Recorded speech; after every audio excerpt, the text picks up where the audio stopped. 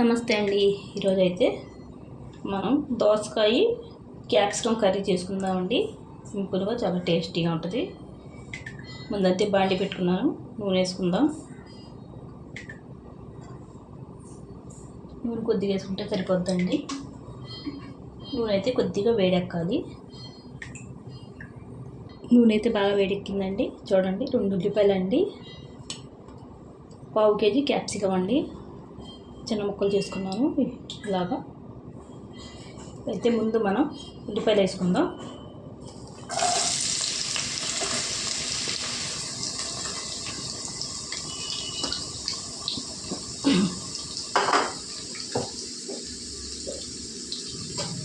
అరకేజీ దోసకాయలండి, నాటు అండి ఇవి కూడా వేసేసుకుందాం.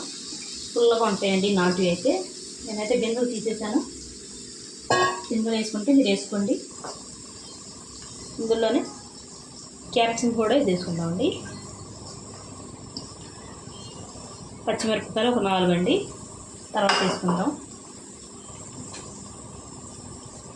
రుచికి తగినంత ఉప్పు అండి,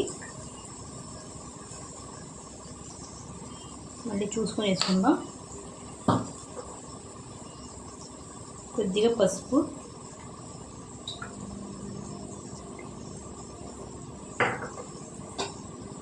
బాగా కలిపేసుకుందామండి. ఉప్పు పసుపు కలిసేలాగా ముక్కలకి. సింపుల్గా అయిపోద్దండి, టేస్ట్ కూడా బాగుంటుంది. ఒకసారి మీరు ట్రై చేయండి.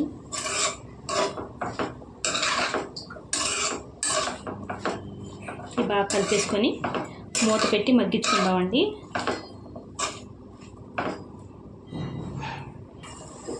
చూడండి, నీళ్ళు మగ్గాయి కదా, ఇంకొద్దిగా మగ్గాలండి. నేను సిమ్లోనే చేస్తున్నాను వంట. ఈ సిమ్లోనే వండుకుంటే టేస్ట్ బాగుంటుందండి కూర. ఇది బాగా కలిపేసుకొని ఒక 2 నిమిషాలు మగ్గనిద్దామండి. చూడండి, 2 నిమిషాలు అయిపోయింది కదండి. ఇప్పుడు మనం ఇందులోకి కారం వేసుకుందాం. కారం అయితే కొద్దిగా వేస్తున్నానండి, మరి నేను పచ్చిమిరపకాయలు ఎక్కువ వేసుకుంటాను కదండి, దాని గురించి. కారం అయితే పచ్చివాసన పోవాలండి. ఇది మనలో కలుపుకుంటే నూనెలో కలిసిపోతే పచ్చివాసన అన్నది పోతుంది. నూనె వేడిగా ఉంటుంది కదండి.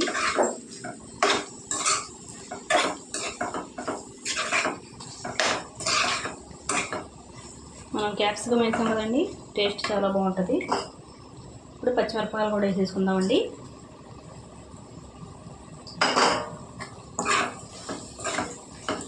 ఒకసారి అన్నీ కలిపేసుకొని ఇందులోకి ఒక 3 టమాటాలండి ప్యూరీ చేసుకున్నాను.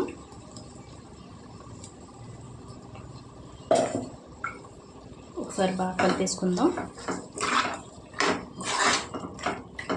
కలిపేసుకొని మూత పెట్టి మగ్గించుకుందామండి. నూనె తేలే వరకు వండుకుంటే టమాటా బాగా ఉడికిపోతాయండి.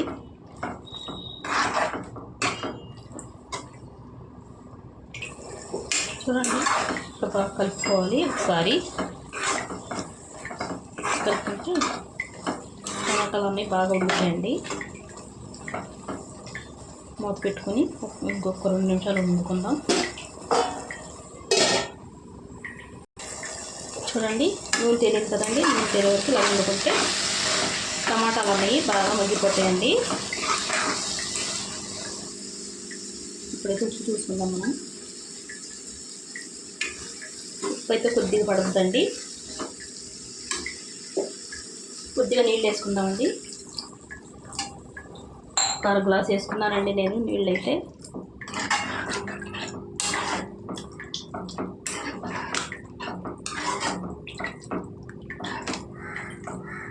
బాగా కలిపేసుకొని ఉప్పు వేసుకుందామండి. కొద్దిగా మీడియంలో పెట్టుకుని మంట వండుకుందాం. చూడండి, దగ్గర పడింది కదా కూర. ఇంకొద్దిగా ఉడకాలండి. కొద్దిగా ఉడికితే సరిపోద్ది. కొద్దిగా గ్రేవీ ఎక్కువ కలుపుకొని తినే వాళ్ళైతే ఇలా దింపేసుకోండి. లేకపోతే కొంచెం తక్కువ తినే వాళ్ళైతే ఇంకొద్దిగా బాగా వండుకొని దగ్గరికి అంటాను తినొచ్చండి. చాలా టేస్టీగా ఉంటుంది. ఒక 2 నిమిషాలు ఉడకనిద్దాం. చూడండి, ఇలా దగ్గరకుండా ఉంచుకుంటే చాలా టేస్టీగా ఉంటుంది. ఒకసారి మీరు ట్రై చేయండి. వీడియో నచ్చితే లైక్, షేర్, సబ్స్క్రైబ్ చేసుకోండి.